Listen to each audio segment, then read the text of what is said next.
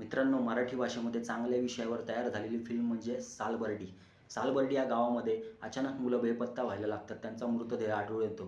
त्याचबरोबर गावात यामुळं भीतीचं वातावरण निर्माण होतं. गावामध्ये अंधश्रद्धा आणि अफवांचं वातावरण निर्माण होतं.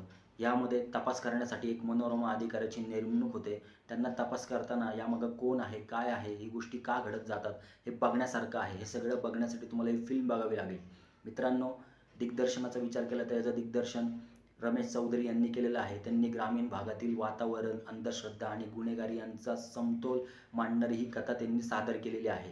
या दिग्दर्शनामध्ये तुम्हाला मिस्ट्री आणि ड्रामा यांचा समतोल, त्याचबरोबर सस्पेन्स चांगला बिल्डअप केलेला दिसतो. सामाजिक आणि अंधश्रद्धेवर भाष्य करणारी ही फिल्म आहे.